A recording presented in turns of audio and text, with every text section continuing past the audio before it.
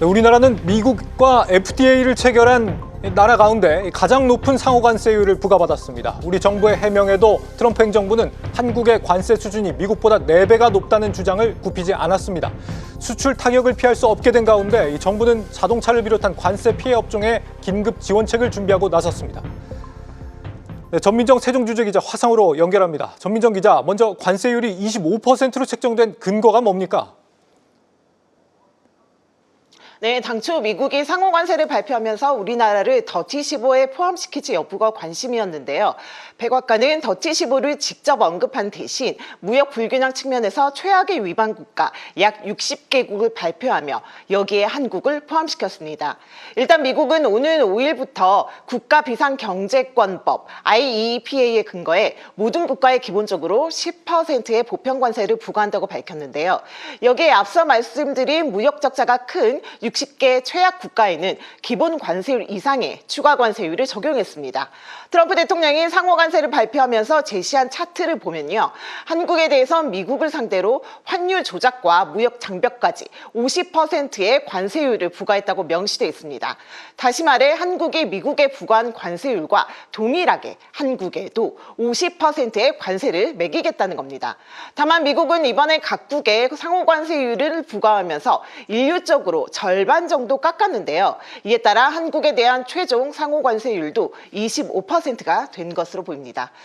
이와 관련해서 산업통상자원부는 10% 보편관세에 15% 가산관세가 더해졌다고 설명했고요. 네, 하지만 한미 FTA로 미국 상품에 대한 한국의 실효관세율은 0.79%에 불과하죠. 그런데도 아무리 환율 조작과 비관세 장벽을 높게 세웠다 하더라도 어떻게 50%라는 높은 세율이 책정됐는지는 의문입니다. 미국은 그 배경과 근거에 대해 제대로 설명하지도 않고 구체적인 계산식도 내놓지 않았는데요. 국제금융센터는 이에 대해 실제로는 단순하게 지난해 미국과 각국의 상품 수지를 해당 국가의 미국 상품 수입으로 나눴다는 분석 결과를 제시하게 됐습니다. 미국의 대한국 상품 수지는 지난해 660억 달러 적자이며 이를 미국의 한국에 대한 상품 수익액인 1,315억 달러로 나누면 마이너스 50.2%로 백악관이 공개한 세율 50%와 일치합니다. 환율 조작, 무역 장벽까지 고려했다더니 단순 나누기로 산출한 황당 계산법인 셈입니다. 네, 그동안 미국과의 FTA로 무관세로 교역이 이루어져 왔는데 말이죠. 관세율이 이렇게 높아진다면 경제 전반에 타격이 심각하겠습니다. 네, 맞습니다. 이번 상호관세 부과로 대미 수출품에만 25%의 관세가 붙게 되면서 한국은 미국과의 교역에서 FTA에 따른 무관세 효과를 더 이상 기대할 수 없게 됐는데요. 그뿐만 아니라 한국의 상호관세율이 경쟁국인 일본, 유럽연합 등보다 높게 책정돼 한미 FTA가 작동될 때에 비해서 이중의 부담을 떠안게 됐습니다. 당장 대미 수출부터 걱정입니다. 무역협회에 따르면 한국의 지난해 대미 수출 은 전년도보다 10.4% 증가한 1,278억 달러, 대미 무역 수지는 557억 달러 흑자로 역대 최고치를 기록했는데요. 한국의 주요 대미 수출 품목은 자동차, 반도체, 석유 제품, 배터리 등인데 이 중 대미 수출 1위 품목인 자동차는 현지 시간으로 3일부터 25%의 관세가 부과되며 반도체 등 나머지 품목들도 관세 대상에 오른 상태입니다. 또 오늘 로이터 통신은 연방 관보를 인용해 보도한 내용에 따르면요. 25% 자동차 관세는 한 달 후인 5월 3일부터 150개 자동차 부품으로도 확대됩니다. 국책연구기관인 산업연구원은 앞서 트럼프 관세 조치에 대한 시나리오별 분석 보고서에서 한국 20% 부과를 최악의 상황으로 가정하고 대미 수출이 13.1% 감소할 수 있다고 봤는데요. 실제로는 그 이상의 타격이 우려됩니다. 수출에 기대고 있는 우리 경제도 비상에 걸렸습니다. 오늘 한국은행이 내놓은 통화신용정책 보고서에 따르면 관세 전쟁이 심해지는 비관적 시나리오에서는 한국 경제 성장률은 올해 0.1%포인트, 내년 0.4%포인트 더 낮아질 것으로 추정했는데요.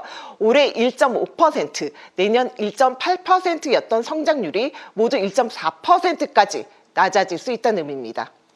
네. 상호관세 본격 시행까지 아직 일주일 정도가 남았기 때문에 협상의 여지는 있습니다. 문제는 우리가 지금 리더십 공백 상태라는 건데 제대로 대응이 될까요? 네.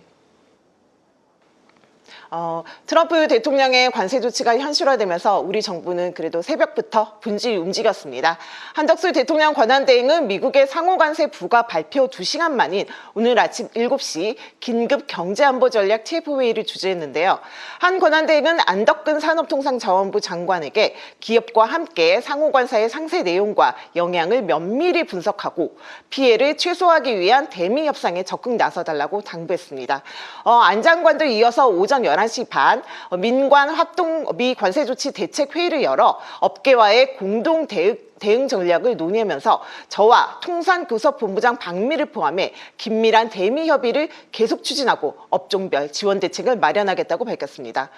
정부는 향후 협상을 통해 상호관세율과 자동차, 철강 등 품목별 관세율을 낮추는 데 집중할 것으로 보이는데요.